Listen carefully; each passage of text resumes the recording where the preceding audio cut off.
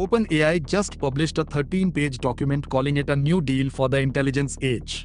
Big promises. But there is a corporate reality hiding underneath all that utopian vision. Let us break it down.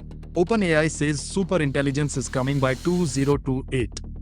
AI that outperforms the smartest humans at every task. And they are using that claim to justify rethinking labor, taxes, and how governments work. That is the foundation of this entire document.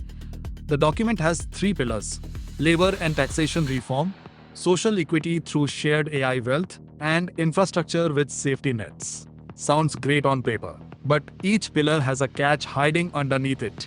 OpenAI wants to phase out human labor as the primary economic driver. Tax base shifts from payroll to robot tax and capital gains. And they want a 4-day, 32-hour work week without any loss in pay. Compute and capital replace human effort as the engine of the economy. To prevent AI profits from going to just a few people, OpenAI proposes a national public wealth fund seeded by AI companies. Every citizen gets a direct fractional dividend from AI-driven economic growth. Think Alaska Permanent Fund, but for the entire country. OpenAI wants AI access treated like electricity or broadband.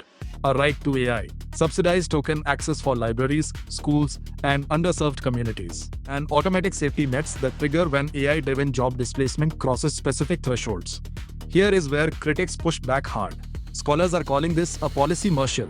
By painting a future of utopian abundance, OpenAI shifts attention away from present-day issues like copyright infringement, accountability gaps, and their urgent need for taxpayer-funded infrastructure. The document calls for public interest accountability.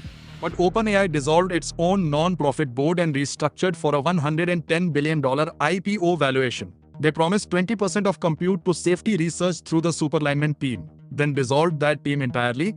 The playbook is very clear. Push idealistic federal proposals while lobbying aggressively to kill concrete state-level oversight.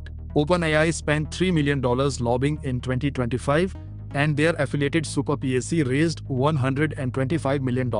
They killed California SB 1047, which would have mandated safety audits. The real ask buried in this document. OpenAI wants governments to fund energy infrastructure and subsidize advanced conductors to power AI data centers. The wealth fund promise is the carrot. The actual goal is making taxpayers pay the physical costs of running their business.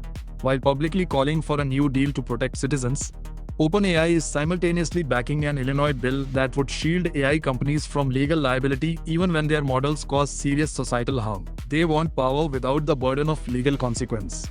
Here is the real math. Taxpayers subsidize the infrastructure. The energy grid takes the strain. But the profits, the monopoly control, and the capital upside go to the corporation and private investors. Citizens get a fractional dividend. OpenAI keeps the majority. That is the actual flowchart.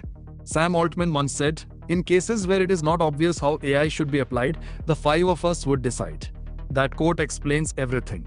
Superintelligence may need a new social contract, but the people profiting from it cannot be the only ones writing the rules. Subscribe for more.